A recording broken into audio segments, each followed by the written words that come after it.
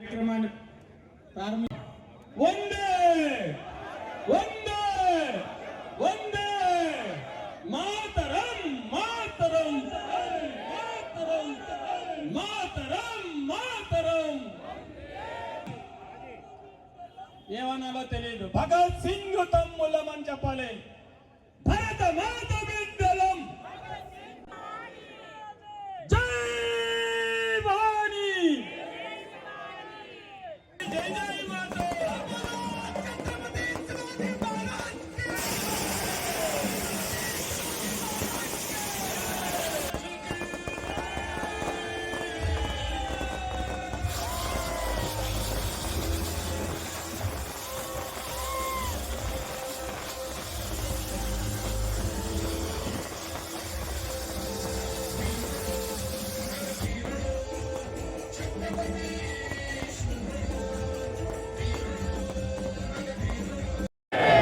भारत माता की, भारत माता की।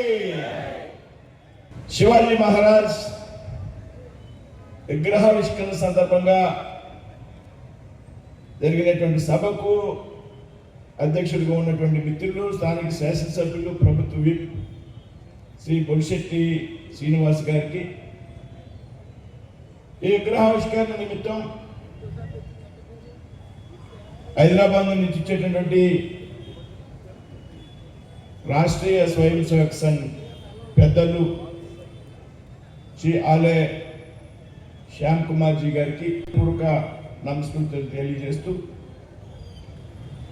ముఖ్యమైనటువంటి వక్త ఎక్కువసేపు మాట్లాడవలసి ఉన్నది కాబట్టి చాలా క్లుప్తంగా ముగిస్తాననే విషయాన్ని ఈ సందర్భంగా చెప్తూ ఉన్నాను. ఈవేళ శివాజీ మహారాజ్ యొక్క విగ్రహావిష్కరణ సందర్భంగా మనం కలిసి శివాజీ మహారాజు అనేటువంటి వ్యక్తి ఒక రాజుగా మనం ఎవరు కూడా చూడాల్సినటువంటి అవసరం లేదు. కొద్దిగా ఆయన ఒక హైందవ సామ్రాజ్యాన్ని స్థాపించడానికి ఆయన చేసినటువంటి ఆలోచన, ఆయన యొక్క స్ఫూర్తి, ఆయన రగించినటువంటి అగ్ని జ్వాలని మనంతా కూడా ఆదర్శంగా తీసుకోవాల్సినటువంటి సందర్భం అని ఈ సందర్భంగా మీ అందరికీ కూడా తెలియజేస్తున్నాం. చీకటి బ్రతుకుల్లో మొగ్గుతున్నటువంటి ప్రజల్ని చైతన్యపరిచి ఆత్మగౌరవాన్ని, స్వేచ్ఛాకాంక్షని కూడా రగించినటువంటి వ్యక్తి, స్ఫూర్తినిచ్చేటువంటి వ్యక్తి శివాజీ మహారాజ్ అనేటువంటి విషయాన్ని సందర్భంగా మనం స్ఫూర్తిగా తీసుకోవాలి. పౌరులందరికీ సమాన బాధ్యతలు ఉండాలని, మతాలతో సంబంధం లేకుండా అందరినీ సమానంగా ప్రేమించినటువంటి వ్యక్తి శివాజీ మహారాజ్ గారు. శివాజీ మహారాజ్ కి, భారత్ మాతా కి. ఈ శివాజీ విగ్రహావిష్కరణ సభలో విచ్చేసినటువంటి, వేదికను అలంకరించినటువంటి కేంద్ర మంత్రివర్యులు శ్రీ భూపతిరాజు శ్రీనివాస్ వర్మ గారు,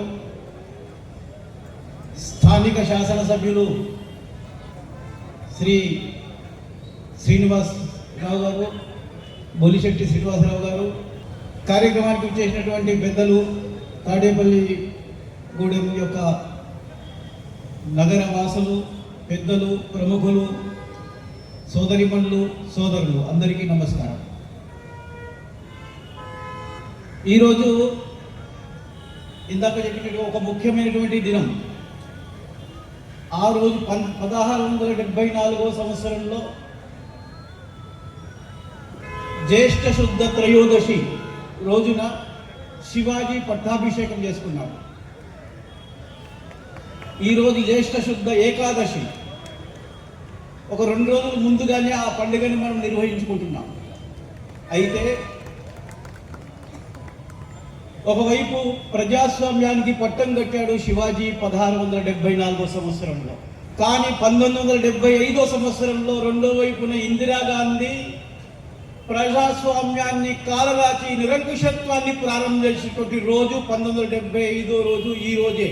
ఆ రోజున శివాజీ మహారాజ్ ప్రజల్ని కాపాడడం కోసము, ధర్మాన్ని రక్షించడం కోసం ప్రజాస్వామ్య పాలనను ప్రారంభం చేస్తే స్వతంత్ర భారతంలో వచ్చినటువంటి నాయకులు, ప్రభుత్వాలు ప్రజాస్వామ్యాన్ని కాలరాచే ప్రయత్నం చేశారు. ఇది మనం గుర్తించాల్సిన విషయం. అందుకనే ఈరోజు శివాజీ మహారాజుకు పట్టాభిషేకం మనం చేశాం.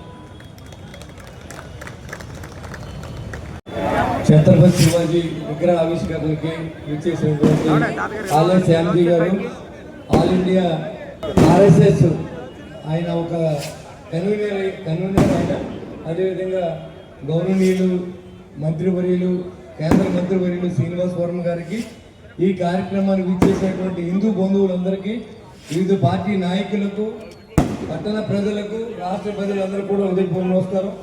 ఈరోజు ఈ విగ్రహం ఇక్కడ ఏర్పాటు చేయడానికి కారణం మరి ఆలయ శాంతి గారు. ఆయన మోగిరెడ్డి ఆదిలక్ష్మి గారికి ఇక్కడ ఛత్రపతి శివాజీ విగ్రహం పెట్టాలని అన్నప్పుడు ఆవిడ నన్ను సంప్రదించినప్పుడు ఖచ్చితంగా అదంతా నేను చూసుకుంటాను, మీరేమి దీంట్లో ఇబ్బంది పడవలసిన అవసరం లేదు, చాలా మంచి సెంటర్లో పెడతాను అని చెప్పి ఆ రోజున అధికారులని, ఇక్కడ ఉన్నటువంటి ప్రజలందరూ కోరిక మేరకు ఈ తాడేపల్లిలోనే చాలా పెద్ద సెంటర్ ఇది జీవీ మాల్ కాదు. ఈ రోజు నుంచి ఛత్రపతి శివాజీ సెంటర్. ఒక మహా వ్యక్తిత్వాన్ని, ఒక యుగ పురుషుడిని, ఒక స్ఫూర్తి ప్రదాతని స్మరించుకోవడానికి ఇక్కడ మనంతా కూడా కలిసామని చెప్పి కూడా మీకు తెలియజేస్తా ఉన్నా. శివాజీ మహారాజ్ పేరు వినగానే మనకు గుర్తుకు వచ్చేది ఖడ్గమే కాదు, ధైర్యం, ఆత్మధైర్యం, ఆత్మ గౌరవం, దేశభక్తి, పరిపాలన దక్షత, ప్రజల పట్ల ప్రేమ, ఇన్ని క్వాలిటీస్ ఉన్నటువంటి వ్యక్తి ఛత్రపతి శివాజీ గారు. శివాజీ గారు ఒక మహారాజుగా జన్మించలేదు, ఒక సామాన్యుడిగా జన్మించి ఒక రాజ్యాన్ని జయించి ఆయన ఆ హిందూ ధర్మాన్ని నిలబెట్టిన వ్యక్తి ఆ రోజుల్లో ఛత్రపతి శివాజీ గారు. కేవలం 16 సంవత్సరాల వయసులో పౌరణ కోట స్వాధీనం చేసుకుని తన నాయకత్వాన్ని చాటుకున్నారు.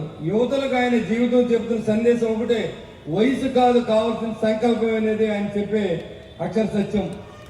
నరేంద్ర మోడీ గారి పరిపాలనలో సుభిక్షంగా భారతదేశం అంతగా ముందుకు పోతా ఉంది.